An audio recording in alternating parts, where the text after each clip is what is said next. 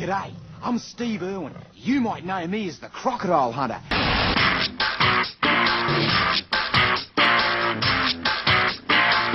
There's a guy I've seen who was really quite extreme, been an avid conservationist since he was a teen. But it's not the cute and fluffy ones that keep him on his toes. It's the kind that take your head off when they're aiming for your nose. He's a man of action with a deadly passion. Here comes Stevie, watch him on the TV. Action, you're a wildlife attraction. Stephen Robert Irwin, kitaip žinomas Steveno Irvino vardu, gimė 1962 metais vasario 22 dieną rytiniame Australijos mieste Melburne, gamtininkų Lynn ir Bobo Irvino šeimoje. Tėvas Sunshine pakrantėje įsteigė mažą krokodilų parką. Jame Steve'as ir užaugo. Po kiek laiko Steve'as perėmė šeimos verslą ir ėmėsi vadovauti zoologijos sodui Queenslande. Laukinis gamtos žinovas Steve'as Irvinas savo elgesiu bandė visiškai nutrinti žmogaus ir plėšrių gyvūnų bendravimo ribas. Tokie triukai, kada jis plikomis rankomis tampė už uodegos tarantulus ir bandė susikalbėti su krokodilais ir nuodingiausiamis pasaulio gyvatėmis, žiūrovams keldavo šoką. Šoumenis stipriai rizikuodavo prieš kameras, puldamas plaukiančius krokodilus, erzindamas nuodingas gyvates bei tampydamas tigrus už uodegos. Steve'as išpopuliarėjo savo kvapą gniaužiančiais pasirodymais su pavojingais gyvūnais. Jis taip pat sukūrė beveik 50 dokumentinių serijų apie krokodilų gaudymą, kuris rodė televiziją Animal Planet. Jos buvo žiūrimas visame pasaulyje.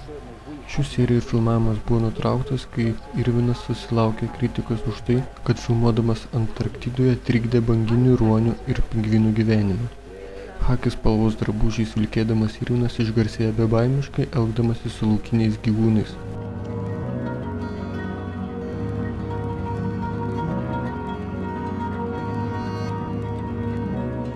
Traumas Steve'as patirdavo dažnai. Jį ne kartą sukandžiojo krokodilui, dilgė raja, jis yra gavęs į lūpą ir nuo kengūros. Keletą kartų Steve'o gyvybė kabojo ant plauko. Sykį nuo laivo galvūgalio šoko ant krokodilo. Pastarasis šildėsi ant uolos, į kurią Irvinas trenkėsi pečiu ir akmuo jį sudaužė iki kaulo. Kaulas perkirto visus raumenis, raiščius ir sausgyslės. Kitą kartą Steve'as gelbėjo krokodilą, kuris įlindo į betoninį vamzdį. Steve'as panėrė kartu su krokodilu, o šis puolė gelbėtojui. Ta kartą nukentėjo vėl ta pati jo ranka. Į visus pavojus ir traumas jis žiūri su humoru. Jei nemoki pasijuokti iš savęs, vadinasi esi pernelyg teisingas, o tavo gyvenimas labai nuobodus. Steve'as sugebėjo savo įvaizdį konvertuoti į prekinį ženklą. Jo žmona Terry tapo jo verslo partnerė ir asistentė. O vaikai, dabar 8 metų Bindi ir 3 metų Robertas, nesykį atliko statistų vaidmenis.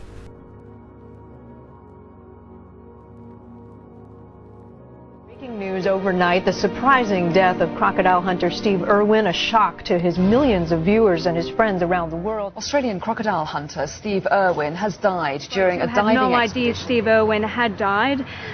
There was no announcement. 2006 metų rugsėjo 4 diena. Pasaulį apskriejo šiurpi naujiena. Steve'as Irvinas žuvo.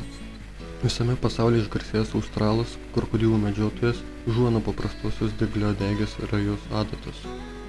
Drąsiaširdis australas mirė taip, kaip mėgo gyventi, tyrinėdamas pasaulyje pačius pavojingiausius ir egzotiškiausius gyvūnus, jų pačių aplinkoje.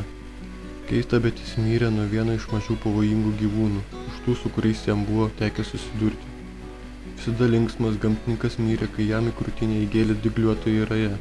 Šis incidentas įvyko, kai Steve'as filmavosi dokumentinę filmę apie didįjį barjerinį rifą.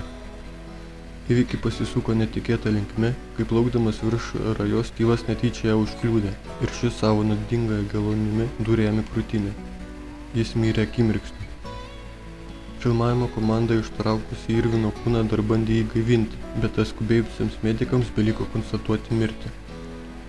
Steve'o aistra laukiniams gyvūnams, reptilijoms, žuvims ir kitiems padarams, kad ir kokie pavojingi jie buvo jo viso gyvenimo darbas, kuris pavertė jį pasaulinę garsenybę. I will gladly step aside. And I guarantee you it'll be the proudest moment of my life. And my job will be done like my mum and my dad. That and only then, then and only then will I know that I have achieved my ultimate goal. To be able to stand aside and let them run up my mission. Because that's what I did for my mum and dad, and I'm really proud to tell you that. By crikey, I've got tears flowing out, and I'm holding them back. I'm trying so hard to hold them back, but I'm just doing what they wanted me to do. They created a wildlife warrior. I am that. And they were able to stand aside to varying degrees, and I'm able to run that ball up, mate. I'm running it up. You know what? The opposition's hard and it keeps coming, but I ain't stopping until my kids can run it up for me.